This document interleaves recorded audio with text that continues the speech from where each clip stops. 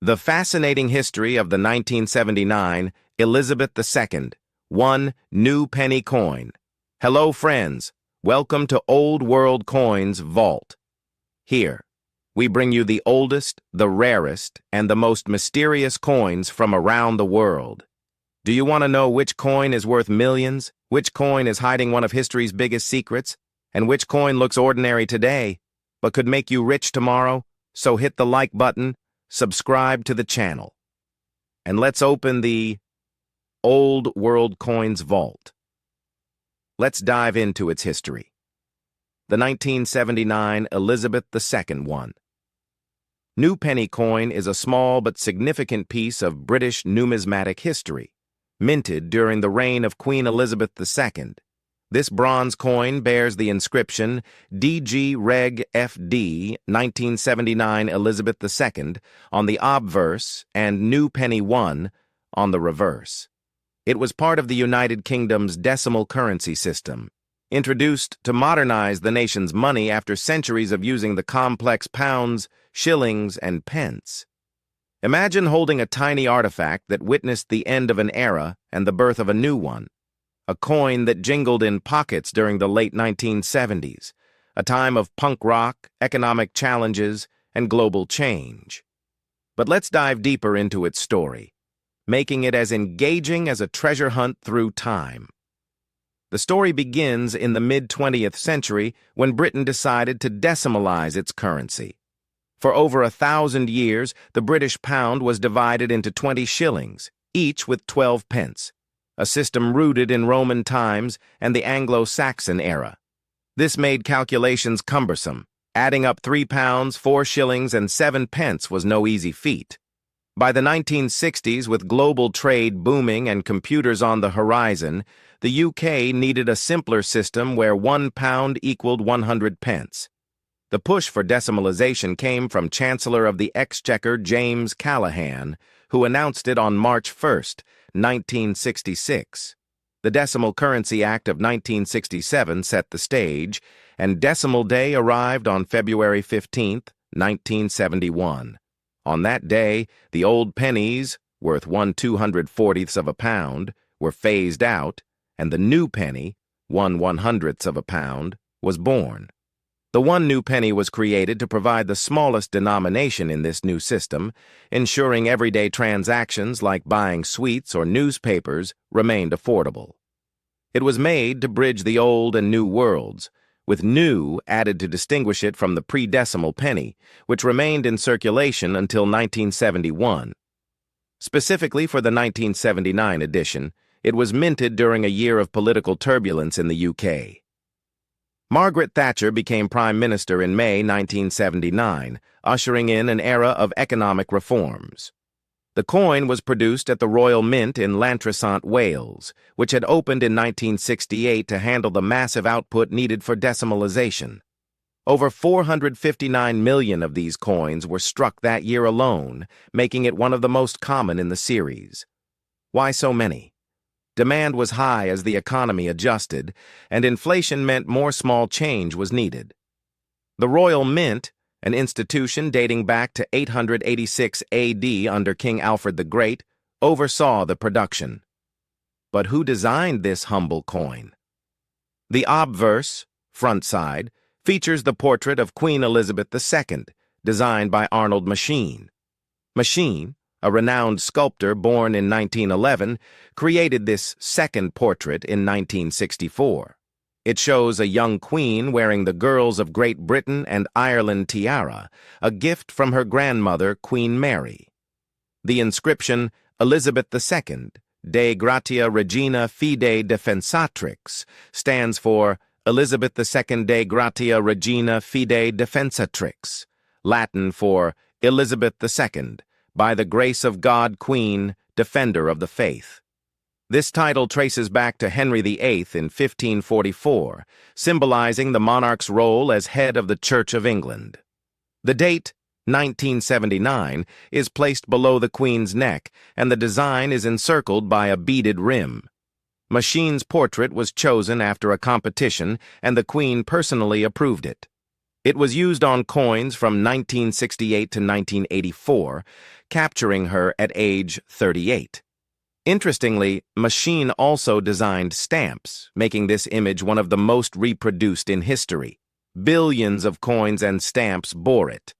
The reverse, backside, was crafted by Christopher Ironside, a talented artist and designer born in 1913. Ironside won a public competition in 1966, where over 80 artists submitted nearly 900 designs. His winning motif is a crowned portcullis with chains, adapted from the badge of Henry VII, who ruled from 1485 to 1509. The portcullis, a fortified gate, symbolizes the Palace of Westminster, home of Parliament, and has been a royal emblem since the Tudor era. Above it reads, New Penny, and below is the numeral 1. This design evokes Britain's medieval heritage, reminding users of the nation's fortified castles and parliamentary democracy. Ironside's choice was deliberate. It linked the modern decimal system to historical roots, making the coin not just currency, but a cultural artifact. The Royal Mint executed the designs using bronze, 97% copper, 2.5% zinc, 0.5% tin, weighing 3.56 grams and measuring 20.32 millimeters in diameter. The obverse's history is tied to the monarchy. Queen Elizabeth II ascended the throne in 1952, and her first coin portraits appeared in 1953. By the 1960s, a new effigy was needed for decimal coins. Machine's design humanized the queen, showing her as elegant yet approachable. The Latin inscription reflects centuries of tradition. DG, De Gratia, emphasizes divine right, a concept from medieval kings. REG, for Regina, Queen. FD, for Fide Defensatrix, granted by Pope Leo X to Henry VIII before the Reformation. In 1979, this side represented stability amid change. The Queen, then 53, was a global icon, having reigned through the swinging 60s and into the disco era. Fun fact, some coins from this period have minor variations, like the Queen's hair curls, but the 1979 is standard. Collectors hunt for mule errors, wrong obverse/reverse pairings, though none are famous for this year. The reverse's portcullis has a rich backstory. It originated with the Beaufort family, ancestors of Henry VII. Lady Margaret Beaufort used it as her emblem, and it became the Tudor badge after Henry's victory at Bosworth Field in 1485. Chains were added to symbolize strength and security. By the 19th century, it became the official badge of the Houses of Parliament, representing governance. Ironside adapted it for the coin to symbolize Britain's enduring institutions. Why this design? It was neutral, historical, and visually striking, perfect for a small coin. From 1971 to 1981, New Penny was used to avoid confusion with old pennies. In 1982, it changed to One Penny as the new label was no longer needed. An interesting tale. During decimalization, public education campaigns featured cartoons explaining the new coins. The one new penny was often depicted as a friendly coin, helping ease fears of change. In 1979, with strikes and the Winter of Discontent, this coin circulated amid economic hardship, perhaps buying a stamp or a bus fare. The 1979 Elizabeth II One New Penny coin is one of the most common coins ever produced in British history, with a total mintage of around 459 million pieces, including about 81,000 proof versions. This huge number means it is classified as common, rarity level C, by numismatic experts. Because of this, it holds almost no significant premium in the international market for ordinary circulated examples. In circulated condition, worn from pocket use, typical for coins that jingled in change during the late 1970s and 1980s, the coin is worth roughly its face value, 1 penny, about 0.01 pound or roughly $0.013.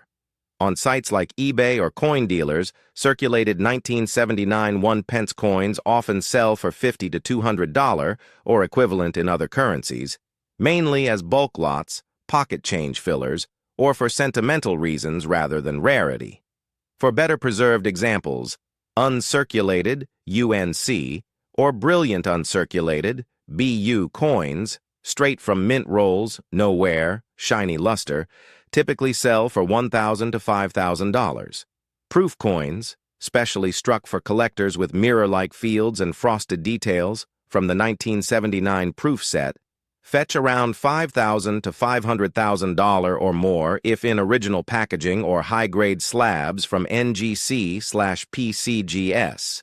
In real collector markets, Numista, NGC price guides, eBay sold listings from recent years. Even top-grade examples rarely exceed $2 to $4 million unless part of a complete set. Its true value lies in its story as a everyday survivor of Britain's decimal revolution, not as a treasure chest item. Many collectors keep one simply because it represents the new penny era before the word new was dropped in 1982. Fun stories and cultural impact. When the Clash's famous album London Calling was released when Margaret Thatcher came to power in the 1979 UK general election, one charming tale from collectors. Some people hoard these coins thinking they're rare because of the Queen's portrait or the new label, but the sheer volume minted makes it a humble reminder that not every old coin is a fortune. Yet, in a world of digital payments, holding a physical 1979 penny feels nostalgic, like touching a piece of pre-internet Britain. The coin remained legal tender, though limited to sums up to 20 pence for small change, and after 1992, newer pennies switched to cheaper copper-plated steel.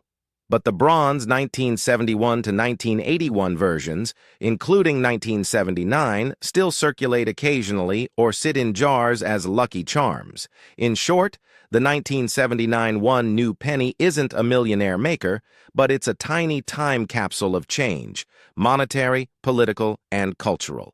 Its millions are in the mintage figures, not the bank account.